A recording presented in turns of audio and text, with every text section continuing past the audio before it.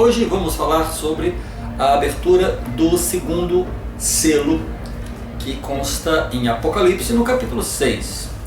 No vídeo passado nós falamos sobre a abertura do primeiro selo, onde nós destacamos um cavaleiro num cavalo branco. Falamos também que esse cavaleiro se referia a Enoque. Pois hoje, no vídeo de hoje, nós vamos falar sobre a abertura do segundo selo. Eu quero começar introduzindo uma palavra, né? Nós vamos chamar de dispensação. O que vem a ser a palavra dispensação? Dispensação é um período de tempo em que Deus ele tem pelo menos um profeta como seu representante na terra. Esse profeta ele possui o sacerdócio. E o que vem a ser o sacerdócio? O sacerdócio é a autoridade que o homem tem para agir em nome de Deus na terra. Então, cada 1000 anos, o Senhor ele tem pelo menos um profeta. Ele pode chamar 2 ou 3 profetas, mas pelo menos um profeta está na terra nesse período de 1000 anos. E nesse período em que ele vive, ele tem as chaves para receber as revelações de Deus para os homens. Isso sempre existiu. Lá em Amós, no capítulo 3, no versículo 7, ele vai falar o seguinte: certamente o Senhor Deus não fará coisa alguma sem ter revelado o seu segredo aos seus servos, os profetas. Então aqui ele está dizendo que Deus, ele nunca, jamais vai revelar nada aos homens sem antes revelar a um profeta. Então em cada dispensação da terra existiu um profeta. E através desse profeta é que ele revelava a sua vontade. Começa com Adão, né? E ele vai prosseguindo. Nós vamos ter aí então Enoque, foi o profeta da época e que recebeu revelações. Depois tivemos outros profetas, mas Enoque então ele foi o destaque para o primeiro selo. Nesse segundo selo nós vamos ter um outro profeta que vai se destacar bastante, que é o profeta Noé, né? Esse período que nós vamos falar agora do segundo selo, esse cavaleiro que aparece montado no cavalo vermelho. Bom, vamos pensar assim: nessa época, né, do segundo selo, a terra estava totalmente corrompida. Ela estava totalmente corrompida, totalmente afastada dos ensinamentos de Deus. E isso é o que relata lá em Gênesis, no capítulo 6. E diz assim, olha: e viu o Senhor que a maldade do homem se multiplicara sobre a terra, e que toda a imaginação dos pensamentos de seu coração era só má continuamente. Então é isso que o Senhor está falando, quer dizer, o coração do homem estava totalmente iníquo, totalmente mau, só pensava coisa ruim, né? E no versículo 6 ele diz assim: e arrependeu-se o Senhor de haver feito o homem sobre a terra, e pesou-lhe o coração. Bom, eu quero fazer uma correção sobre este versículo, porque a Bíblia, desde o momento em que ela foi traduzida, né, ela foi revelada, escreveram lá os profetas, os apóstolos, escreveram, até a Bíblia chegar à língua portuguesa, ela passou por várias traduções. E aqui nesse versículo nós vemos claramente um erro de tradução, quando ele fala: e arrependeu-se o Senhor de haver feito o homem. O Senhor não pode se arrepender, porque se Deus é perfeito, um ser perfeito não se arrepende. Então isso é um erro de tradução, e que eu gostaria de corrigir com a seguinte escritura. Eu vou ler assim: e Noé sentiu pesar, e doeu-lhe o coração por ter o Senhor formado o homem na terra, e isso lhe afligiu o coração. Então, quem sentiu o pesar, quem sentiu a tristeza por Deus ter formado o homem, foi Noé e não Deus. Aqui a tradução ela se encontra errada, né? Então Noé, vendo que o coração do homem era ruim, que a terra estava em total pecado, que ninguém acreditava mais em Deus, então ele sentiu esse pesar, essa tristeza, né, do homem não reconhecer a bondade e o poder de Deus. Então ele sente essa tristeza em seu coração. E aí no próximo versículo diz: e diz o Senhor: destruirei o homem que criei de sobre a face da terra, desde o homem até o animal, até o réptil e até a ave dos céus, porque me arrependo de os haver feito. Outra vez um outro erro de tradução. Na verdade não foi Deus que se arrependeu, foi Noé que está dizendo isso. Noé, porém, achou graça aos olhos do Senhor.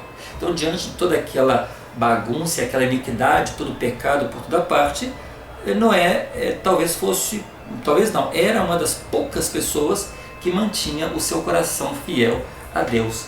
então ele seria preservado. Por isso ele foi chamado como profeta para anunciar a todas as pessoas o que viria. Mas interessante é que também lá em Mateus, no capítulo 24, ele vai fazer referência sobre essa sociedade. Mateus está lá no Novo Testamento, né? E o apóstolo ele faz referência a essa sociedade. E ele diz assim, lá no versículo 37 a 39: E como foi nos dias de Noé, assim será também a vinda do Filho do Homem. Porque assim como nos dias anteriores ao dilúvio, comiam, bebiam, casavam e davam-se em casamento, até o dia em que Noé entrou na arca. E não o perceberam, até que veio o dilúvio e os levou a todos. Assim será também a vinda do Filho do Homem. Então, esse aqui é o apóstolo Paulo falando, o apóstolo Mateus, falando sobre a segunda vinda de Cristo. E ele está dizendo que do mesmo jeito que na época de Noé, ele pregava ao povo e tentava preparar o povo para o dilúvio, e eles não ouviam, ele faz referência também a que agora, na segunda vinda de Cristo, as pessoas estariam numa situação semelhante, né? O pecado estaria por todas as partes, a descrença seria total, né? Muitos inclusive diriam que Deus não existe, né? E as pessoas estariam casando, bebendo, dando-se em casamento, e aí Cristo vem, e aí é que o homem veria, né? Já com um grande arrependimento, mas já será tarde. Na época de Noé aconteceu a mesma coisa. Ele pregava, ele falava, ele explicava, e as pessoas não ouviam, não queriam dar ouvido a ele. E aí aconteceu o que aconteceu. Deus ele pede a Noé que faça entrar em sua arca, naquela época, um casal de cada animal, de cada espécie, né? Os répteis, as aves, mamíferos, todos os tipos de animais. E que entrem um casal de cada um na arca, né? E ele então faz entrar nessa arca esses animais junto com a sua família. A sua família era composta dele, a esposa, 3 filhos, né? E com suas esposas. Então, ao total, eram 8 pessoas, né? E todos eles então entram na arca. E aí, o que acontece? O povo não acreditou e começou a rir, a burlar, e né, ninguém estava nem aí para o que ele dizia, né? Nós voltamos lá nos versículos 11 e 13, né, do capítulo 6, e ainda ele continua falando, olha, a terra porém estava corrompida diante da face de Deus, e encheu-se a terra de violência. E viu Deus a terra, e eis que estava corrompida, porque toda a carne havia corrompido o seu caminho sobre a terra. Então disse Deus a Noé, o fim de toda a carne chegou perante a minha face, porque a terra está cheia de violência, e eis que os desfarei com a terra. Então, foi um período, né, dessa dispensação, desse período em que a violência estava generalizada por toda a face da terra, e Deus viu que não tinha solução que não lavar a terra. E aí o profeta Noé vai falar, e ninguém vai ouvir, ninguém vai acreditar, e aí vem o dilúvio então, e as pessoas vão morrer porque não ouviram o profeta, né? Interessante fazer uma analogia, que exatamente nesse período nós podemos dizer que a terra ela foi batizada por imersão. Em vídeos passados eu falei sobre a importância do batismo. Eu disse que inclusive é um dos grandes propósitos de termos nascido nessa terra, além de ter fé, é também o batismo, né? Onde nós renascemos das águas como uma nova pessoa, deixamos os pecados para trás e renascemos uma nova pessoa. Pois a terra também, né, como um ser vivo, foi nesse momento em que ela foi batizada, ela foi totalmente imersa, né? E ali o Senhor lava a terra, né, dos pecados que ela tinha cometido até aquele momento. Somente se salvaram 8 pessoas, né?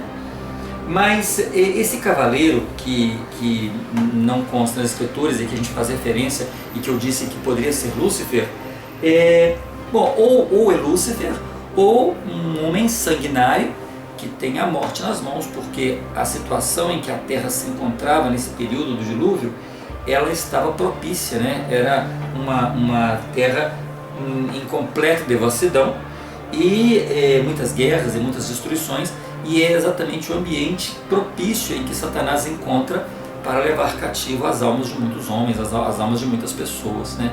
Então a terra ela estava madura, né? Ela estava madura em iniquidade. Então Satanás podia atuar com muita facilidade, né? Hoje nós vemos que a terra passa por um processo bem semelhante, né? É um dos maiores debates que existe nas televisões, na internet, nos rádios e entre as pessoas sobre crença em Deus ou não, porque as pessoas estão totalmente desacreditadas, né, sobre a existência de Deus, né? E aqueles que professam acreditar em Deus, que professam Deus, anunciam um Deus também fictício, um Deus irreal, um Deus que na verdade deixam as pessoas desiludidas, né, decepcionadas, porque é um Deus imaginário e que não conseguem chegar a esse Deus real. Então, infelizmente, nós temos pessoas, inclusive, que usam, né, da crença, usam dos ensinamentos de Deus com fins lucrativos, né, para poder ganhar dinheiro, para poder tirar proveito, né? Então, a confusão é muito grande hoje na Terra sobre a existência de Deus, né? E muitas pessoas não sabem realmente quem é Deus, né? Como conhecer Deus. E aí existe toda uma confusão muito grande, né, que começou lá no início, não é uma coisa que começou agora, começou lá com a morte de Jesus Cristo e os apóstolos. Foi aí que começou toda essa confusão de tantas igrejas na face da terra, né? Porque naquela época Cristo estava lá com os apóstolos, então não tinha como ter confusão. Mas na hora que ele morre os apóstolos, então começa essa grande confusão que nós chamaremos de apostasia, que é o afastamento da verdade. Mas isso é um tema para outro capítulo, para outro vídeo. Mas voltando então ao segundo selo, havia muita guerra, muitas batalhas, muita corrupção, a terra estava totalmente corrompida, como a gente leu nesses versículos anteriores. E aí sim, havia ganância, havia pecado exagerado, havia imoralidade, havia egoísmo, o afastamento total de Deus, a desonestidade imperava, o orgulho era muito grande. Então, o que as Escrituras relatam é essa situação propícia para que Satanás pudesse então desviar os corações dos homens e afastá-los do caminho que os levasse à presença de Deus novamente. Próximo vídeo nós falaremos sobre a abertura do terceiro selo e o que se refere a ele. Por hoje